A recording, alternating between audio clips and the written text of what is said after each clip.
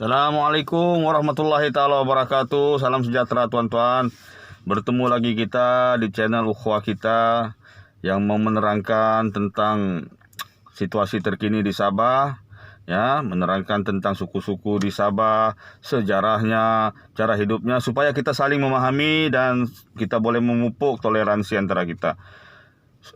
Seperti yang saya janji semalam, saya ulas sedikit tentang struktur kehidupan masyarakat Bajau Pantai Timur. Dan ini hari sedikit sebanyaklah ringkasan tentang suku yang satu lagi yang lebih dominan sedikit, yaitu suku Suluk. Manga tausug, manga katamang huran, nandungu kamu tuan. Ini sedikit sebanyak kita ulas tentang sejarah bangsa yang hebat ini. Tapi sebelum itu tuan-tuan, suka saya menerangkan, tujuan saya bikin video-video begini bukanlah untuk mengagung-agungkan sesuatu suku, bukan untuk menidakkan pula peranan suku yang lain, tidak.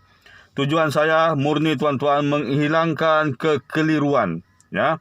Karena kita sedia maklum beberapa suku di Sabah keliru tentang keberadaan suku yang satu lagi, ya. Kita ini kalau tidak salah saya ada 72 suku-suku kecil. Suku-suku kecil di Sabah, jadi kita tinggal berjiran, kerja di tempat yang sama, pergi tempat yang tertentu yang dikuasai oleh suku tertentu untuk beli sesuatu, contohnya lah, kan? Jadi struktur perekonomian kita, struktur tempat duduk kita tidak pasti memungkinkan kita untuk berinteraksi antara satu sama lain. Jadi tujuan saya itu tuan-tuan, supaya kekeliruan itu kurang. Bila kekeliruan kurang, maka kita boleh berinteraksi dengan lebih baik antara satu sama lain. Kekeliruan ini satu sajalah tuan-tuan. Sebenarnya kita pun tidak berapa keliru, tapi kita dicuci oleh politik. Politiklah yang mengotorkan sebenarnya perpaduan kita. Oke? Jadi itu yang kita coba tepi sekarang ini. Jadi sejarah bangsa Suluk. Kalau kita sentuh tentang bangsa Suluk, suku Suluk, maka kita tidak akan dapat lari dari menyentuh isu sejarahnya yang besar. Sudah tentu Kesultanan Sulu. Kesultanan Sulu sebenarnya diasaskan pada tahun 1449. Tidak diketahui sebenarnya siapa pengasas awalnya, karena sebelum kedatangan Islam ke Kepulauan Sulu, raja-raja Sulu tidak menggunakan nama-nama sultan, tidak menggunakan gelaran-gelaran sultan. Tapi hanya setelah Maulana Sarip Kebungsuan datang diislamkan oleh direct, ya, daripada tanah Arab, direct dari Gujarat dan tanah Arab datang ke Kepulauan Sulu, barulah terdirinya secara resmi pada tahun 1449 itu Kesultanan Sulu. Dan gelaran sultan yang pertama pada tahun 1457 Sultan Hashimul Kiram. Nah, itu adalah gelaran sultan yang pertama. Jadi peranan besar Kesultanan Sulu yang kita tahu adalah Islam, penyebaran Islam. Inilah peranan terbesar Kesultanan Sulu. Dalam susur galur sejarah Filipina, kita tidak dapat lari daripada menyentuh soal sejarah Filipina. Peranan Kesultanan Sulu dalam menyebarkan Islam adalah asas pertama kepada struktur kemasyarakatan di Filipina. Karena pada masa itu penduduk Filipina dianggarkan cuma ada dalam sekitar 16 juta orang. Dari 16 juta orang ini, 15,5 juta adalah orang-orang yang tidak beragama. Animisme, ya. Hanya setelah kedatangan Ferdinand Legazpi ke Filipina beserta mubalik Spanyol, barulah adanya gerakan kristianisasi. Nah, jadi pada masa itu sebenarnya Sultan Sulu dia menghantar wakil baginda ke Manila, ke Teluk Manila di Subic. Namanya adalah Raja Sulaiman atau Raja Sulaiman atau Raja Sulaiman. Karena nama sebenarnya adalah Raja Sulaiman karena dia seorang Bajau sebenarnya. Raja Sulaiman adalah Raja Bajau, dia pembesar Bajau. Raja Sulaiman itu nama asal dia. Jadi setelah dia dikalahkan dan diusir dari sana, Sultan Sulu setelah mempertimbangkan kekuatan armada Spanyol pada masa itu, maka baginda kata tidak apa. Karena Kesultanan Sulu dia bukan kesultanan penakluk. Dia bukan kesultanan penakluk, ya. Dari dulu keturunan Sultanan Sulu bukan penakluk, tapi dia penyebar. Dia menyebarkan Islam, ya, Islam, karena terdirinya asas Kesultanan Sulu adalah Islam. Jadi kita tidak dapat lari daripada mengakui jasa besar penyebaran Islam di timur. Sehingga kan Sultan Sulu itu digelar Malikul Masyriq, ya, ataupun Raja di Timur. Raja di Timur, harapan, sinar harapan di timur. Bagindalah yang menyebarkan Islam ke Kepulauan Maguindanao, ya, tidak seperti yang dalam doktrin sejarah mengatakan Maguindanao berdiri dengan sendiri. Tidak, sebenarnya dia disebarkan daripada Kesultanan Sulu. Jadi bila kita fikirkan, ya tuan-tuan dan puan-puan, penduduk Maguindanao, Sultan Kudarat, Datuk Piang adalah lebih banyak jika berbandingkan dengan Kepulauan Sulu yang kecil. Tetapi peranan yang dimainkan dalam sejarah Filipina, kita jarang-jarang jumpa pernyataan tentang peranan Kesultanan Maguindanao dalam penyebaran Islam. Karena mereka lebih tertumpu kepada pengajian Islam itu sendiri. Didirikan pesantren-pesantren di sana, tempat-tempat pengajian. Tapi Kesultanan Sulu pula memainkan peranan penyebaran. Maka dari situlah awalnya kedatangan suku Sulu yang pertama di Sabah, yaitu di Paitan dan Mautas. Paitan itu di Sungai Paitan di utara, di bagian Kudat. Sedangkan Mautas, kalau tak salah saya, di Sandakan. Jadi di dua tempat inilah penempatan awal yang ditempatkan oleh Sultan Sulu untuk meletakkan pembesar-pembesarnya.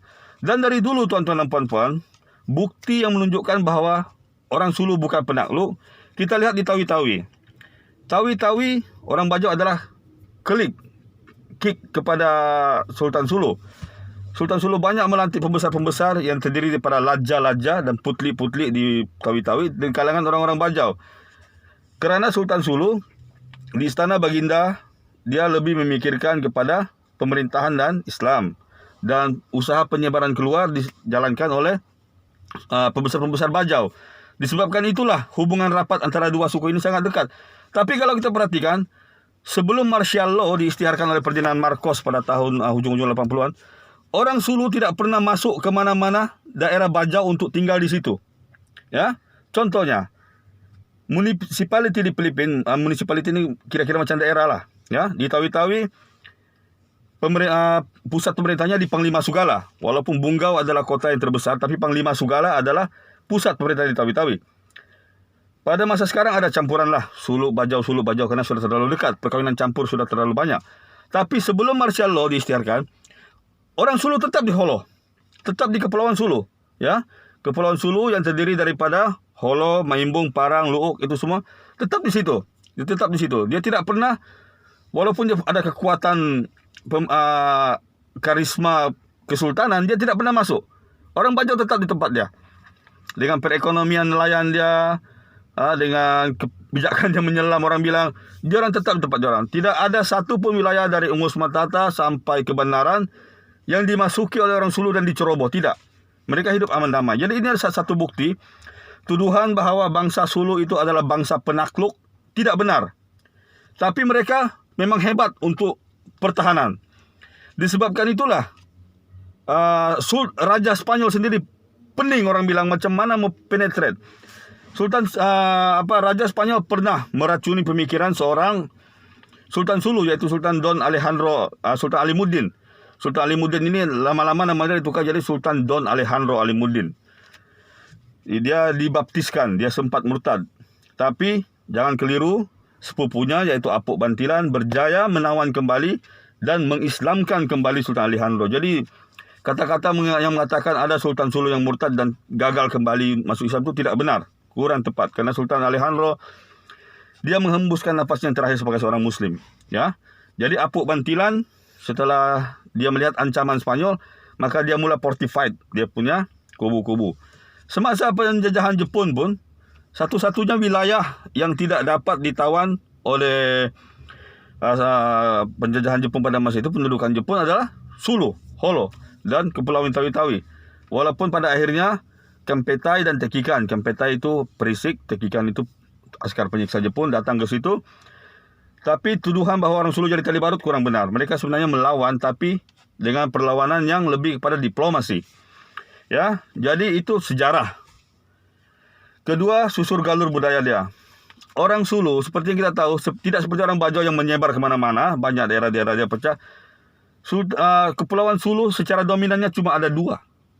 Ya, Pulau Besar Sulu yang ada Gimbasug dengan pulau-pulau yang ada Maimbung, Parang, itu semua. Ya, cuma itu. Ada pulau-pulau kecil yang lain, ada penduduk, tapi dua ini yang paling dominan. Jadi secara umumnya, berbanding orang Bajau yang menyebar, orang Sulu itu sebenarnya berpusat. Daripada struktur kekeluargaan, orang Bajau atau suku-suku lain yang ada di Filipina, dia sama ya, nucleus family. Kita panggil nucleus family maksudnya ibu, bapa, anak, that's it. Sepupu lain, cousin ipar dua lain. Tapi dalam komunitas Sulu dia terlalu neat. Ya, sepupu pertama, kedua, ketiga, keempat, kelima. Sepupu, bukan adik-beradik ya, boleh tinggal dalam satu rumah. Biasanya yang menjaga nenek dan atuk dia. Jadi ikatan dia tuh, pangtungud dia tuh terlalu kuat. Terlalu kuat ya.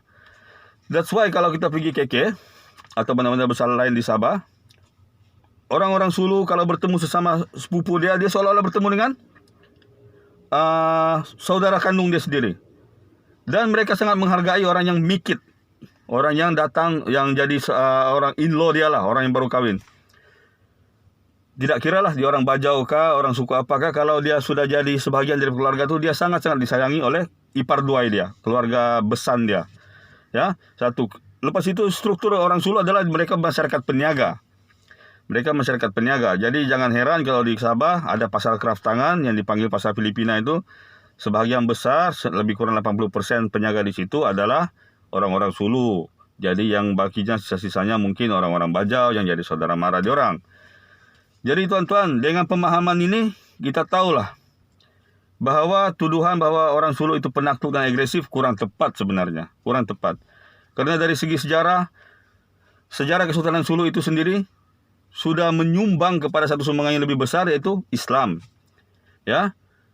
Dakwaan bahwa Islam di bahagian timur yang dari Sabah dan Sarawak itu selain dari Sultan Brunei dan Sultan Sulu ada, kurang tepat. Penyebaran Islam di bahagian barat daya dari Sarawak, di Sungai Sibuti sampai ke Sipitang, ke Beaufort itu memang itu Sultan Brunei, kita akui. Tapi di bahagian timur Sabah sampai ke bahagian utara Sulawesi dan Kalimantan, itu adalah peranan Sultan Sulu yang pernah menjadikan Sultan Sambas dan Sultan Kutai di Kalimantan sana sebagai menantunya. Jadi tuan-tuan dan puan-puan, harap pencerahan ini sedikit sebanyak boleh mengclearkan sedikitlah tanggapan kita terhadap suku saudara kita yang satu ini. Okeylah, video pun terlampau panjang. Nanti saya akan ulas. Kalau ada macam tambahan ataupun fakta-fakta baru, silakan letak di ruangan komen. Karena seperti kamu sudah maklum, saya tidak pakai teks. Sejarah yang disimpan di dalam dada lebih baik sebenarnya diluahkan daripada sejarah yang kita baca di buku. Ya, karena sejarah yang di buku kita mau ingat-ingat, memorize mungkin untuk tujuan pemeriksaan. Tapi sejarah yang disimpan di dalam dada akan jadi jati diri kita. Oke, Assalamualaikum warahmatullahi taala wabarakatuh.